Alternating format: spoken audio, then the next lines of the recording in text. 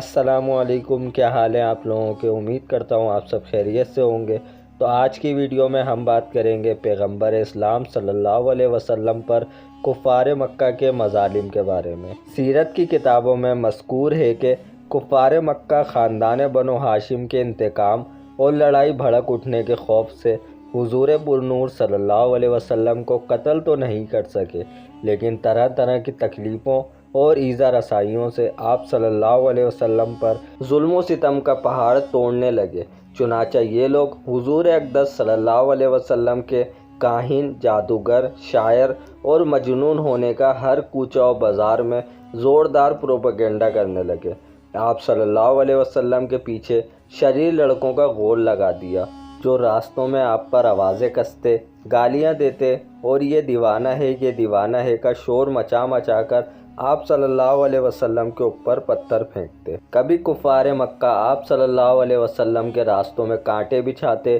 کبھی آپ صلی اللہ علیہ وسلم کے مبارک جسم پر نجازت ڈال دیتے، کبھی آپ صلی اللہ علیہ وسلم کو دھکا دیتے، کبھی آپ صلی اللہ علیہ وسلم کی مقدس ناک اور گردن میں چادر کا پھندا ڈال کر گلا گھونٹنے کی کوشش کرتے۔ جب حضور اکرم صلی اللہ علیہ وسلم قرآن شریف کی تلاوت فرماتے تو یہ کفار قرآن اور قرآن کو لانے والے یعنی حضرت جبرائیل علیہ السلام اور قرآن کو نازل فرمانے والے یعنی اللہ تعالیٰ اور آپ صلی اللہ علیہ وسلم کو گالیاں دیتے اور گلی کوچوں میں پہرا بٹھا دیتے تاکہ قرآن کی آواز کسی کے کان میں نہ پڑنے پائے، اور تالیاں پیٹ پیٹ کر اور سیٹیاں بجا بجا کر اس قدر شور و گل مچاتے کہ قرآن کی آواز کسی کو سنائی نہیں دیتی تھی۔ حضور انور صلی اللہ علیہ وسلم جب کہیں کسی عام مجمع میں یا کفار کے میلوں میں قرآن پڑھ کر سناتے یا دعوت ایمان کا وصف فرماتے تو آپ صلی اللہ علیہ وسلم کا چچا ابو لہب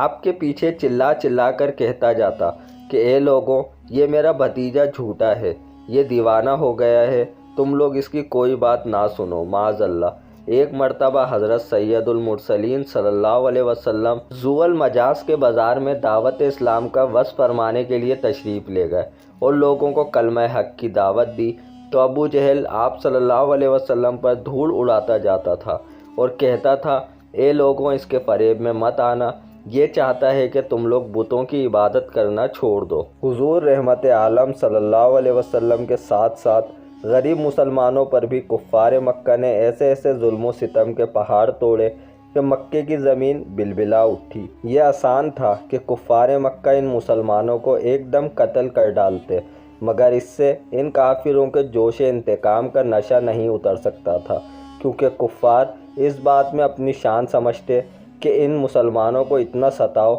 کہ وہ اسلام کو چھوڑ کر پھر شرک و بت پرستی کرنے لگیں۔ اس لیے قتل کر دینے کے بجائے کفار مکہ مسلمانوں کو طرح طرح کی سزاؤں اور ایذا رسائیوں کے ساتھ ستاتے تھے، اور کفار مکہ نے ان غریب مسلمانوں پر بے پناہ مظالم ڈھائے اور ایسے ایسے روح فرسا اور جانسوز عذابوں میں مبتلا کیا کہ اگر ان مخلص مسلمانوں کی جگہ پہاڑ بھی ہوتا تو شاید ڈگمگانے لگتا۔ صحرائے عرب کی تیز دھوپ میں جبکہ وہاں کے ریت کے ذرات شدید طرح گرم ہو جاتے، اس وقت ان مسلمانوں کی پشت کو کوڑوں کی مار سے زخمی کر کے اس جلتی ہوئی ریت پر پیٹھ کے بل لٹاتے اور سینوں پر اتنا بھاری پتھر رکھ دیتے کہ وہ کروٹ نہ بدلنے پائیں۔ لوہے کو آگ میں گرم کر کے ان مسلمانوں کے جسموں کو داغتے، پانی میں اس قدر ڈبکیاں دیتے کہ ان کا دم گھٹنے لگتا، چٹائیوں میں ان مسلمانوں کو لپیٹ کر ان کی ناکوں میں دھواں دیتے